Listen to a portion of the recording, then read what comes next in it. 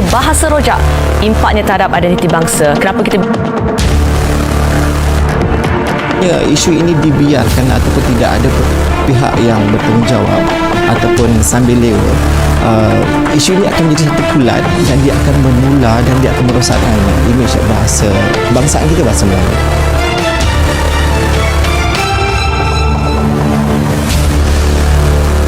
Dibiarkan ia akan berterusan dan memberi kesan buruk kepada bahasa kita. Kesalahan sintaksis dan kerancuan bahasa. Dalam dunia komunikasi yang semakin kompleks, isu kesalahan sintaksis dan kerancuan bahasa muncul sebagai cabaran utama yang seringkali menjejaskan kejelasan makna dan kefahaman. Kesalahan sintaksis yang merujuk kepada pelanggaran terhadap prinsip-prinsip struktur bahasa merupakan suatu fenomena yang boleh mengubah sepenuhnya maksud sesuatu ayat. Dalam konteks ini, pemahaman yang mendalam tentang fungsi gramatis menjadi sangat penting untuk menganalisis dan mengelakkan kesalahan yang merugikan.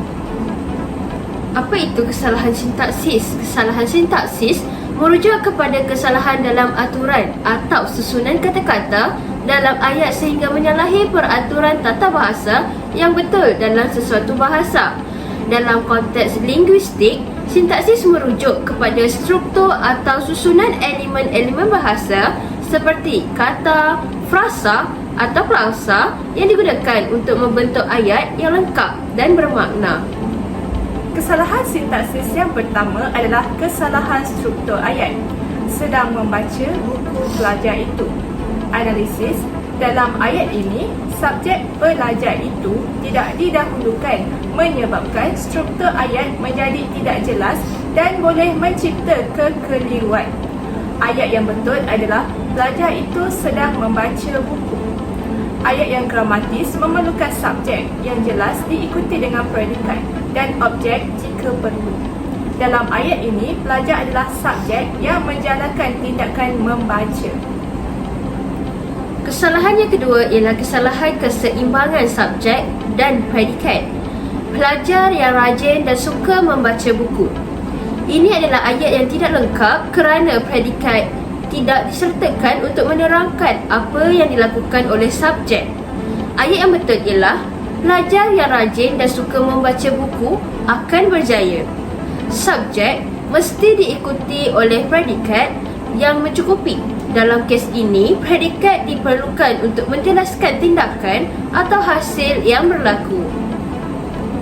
Kita masuk kepada kerancuan bahasa.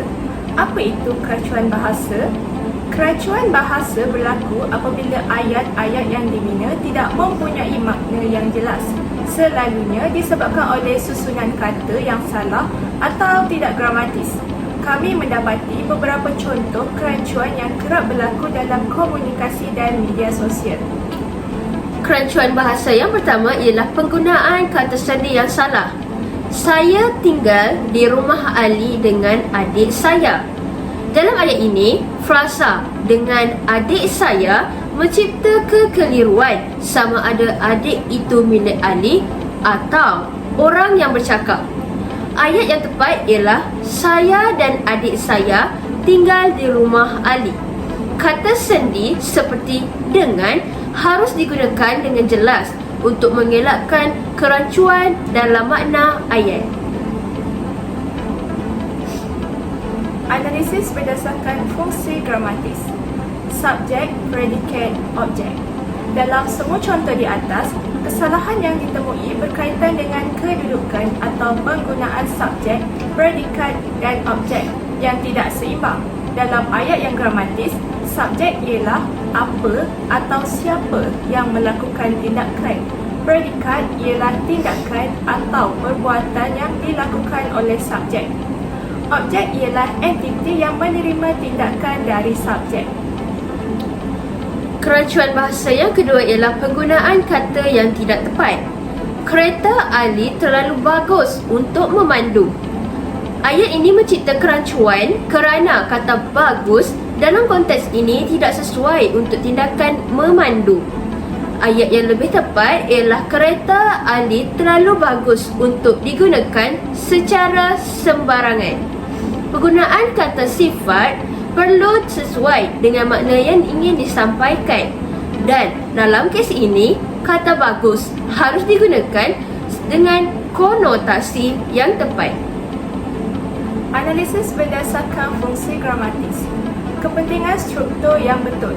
Struktur ayat yang betul sangat penting dalam mencipta ayat yang jelas dan bermakna. Misalnya, dalam contoh-contoh di atas, ketidakseimbangan antara subjek dan predikat serta penggunaan kata sendi yang salah boleh menyebabkan ayat menjadi kabur dan sukar difahami. Contoh ayat mengikut hukum sintaksis yang tepat: guru mengajar pelajar di kelas.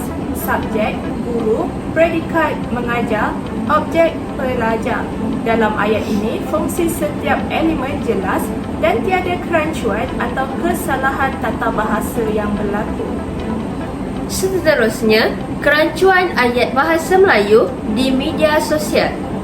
Dalam dunia yang dilingkari kemajuan sains dan teknologi ini, kita dapat lihat penggunaan yang semakin berleluasa tentang kerancuan dalam ayat bahasa Melayu di media sosial. Kewujudan dan penggunaan media sosial, terutamanya dalam kalangan remaja, telah menimbulkan polemik tentang penggunaan bahasa Melayu yang betul. Kerancuan bahasa ini juga meliputi kepada kecelaruan, kekacauan, pencemaran dan kesilapan yang telah mengacu kepada bahasa memberikan makna yang sama. Antara kerancuan bahasa yang seringkali digunakan di media sosial ialah penggunaan bahasa rojak, penggunaan bahasa dialek, penggunaan ejaan yang salah dan sebagainya. Kerancuan bahasa juga termasuk dengan kerancuan daripada aspek sebutan, ejaan, kosakata, istilah dan taras bahasa. Berikut merupakan contoh bahasa rojak yang digunakan di media sosial. Fenomena ini berlaku kerana ia mempunyai beberapa faktor. Antara punca berlakunya kerancuan dalam ayat bahasa Melayu di media sosial ini ialah penggunaan bahasa rojak. Penggunaan bahasa rojak merupakan gabungan perkataan bahasa Melayu dan bahasa Inggeris dalam menerangkan sesuatu perkara. Walhal, amalan penggunaan bahasa rojak ini sudah sebati dalam diri kalangan rakyat Malaysia. Teo Kok Siong berkata, penggunaan bentuk dan penggunaan bahasa Melayu yang bercampur aduk dengan bahasa Inggeris sama ada pada peringkat perkataan, frasa, ayat atau wacana merupakan gejala linguistik bahasa Melayu yang rancu. Ini menunjukkan bahawa masyarakat gemar mencampurkan kedua-dua bahasa untuk membentuk sebuah ayat. Menurut Tan Sri Lee Lam Thai dalam Utusan Malaysia, pernah mengatakan bahawa penggunaan bahasa rojak telah membuktikan cerminan sikap dan ketidakyakinan rakyat Malaysia terhadap penggunaan bahasa Melayu di laman sosial. Fenomena penggunaan bahasa rojak dalam media sosial di Malaysia yang melibatkan campuran bahasa Melayu dan bahasa Inggeris memperlihatkan beberapa kerancuan dari segi fungsi gramatis. Yang pertama, penggabungan unsur asing dalam struktur ayat. Dalam ayat seperti "You nak ke mana?", perkataan "you" dari bahasa Inggeris menggantikan "awak" dalam bahasa Melayu. Secara sintaksis, ini menimbulkan kekeliruan kerana kata ganti nama subjek dalam dua bahasa yang berbeza dicampur dalam satu ayat, menjadikan ayat tersebut tidak mengikuti struktur tata bahasa yang betul. Dalam bahasa Melayu, subjek dan predikat sepatutnya berada dalam bahasa yang sama untuk membentuk ayat yang gramatis. Tetapi dalam penggunaan bahasa rojak, unsur bahasa asing sering digabungkan secara tidak sistematik. Kerancuan ayat bahasa Melayu di media sosial yang kedua adalah seperti gambar raja berikut. Gambar tersebut telah menunjukkan berlaku kerancuan bahasa di dalam Instagram di mana berlaku fenomena penggunaan bahasa dialek yang ketara di dalam media sosial. Negara kita dipenuhi dengan pelbagai dialek seperti dialek Kelantan, Terengganu, Kedah, Sabah dan sebagainya. Penggunaan tersebut telah menggunakan beberapa bahasa dialek Kelantan iaitu kecek merujuk kepada bercakap, bukan merujuk kepada bukan, boleh merujuk kepada boleh dan sebagainya. Penggunaan bahasa dialek ini telah memberi kesan kepada penulisan di dalam media sosial. Malah, fenomena ini juga akan menimbulkan isu makna yang berbeza jika dibaca pengguna yang bukan berasal dari Kelantan. Oleh itu, penggunaan bahasa dialek juga turut digunakan dalam media sosial. Maka, timbullah masalah kerancuan dalam ayat bahasa Melayu.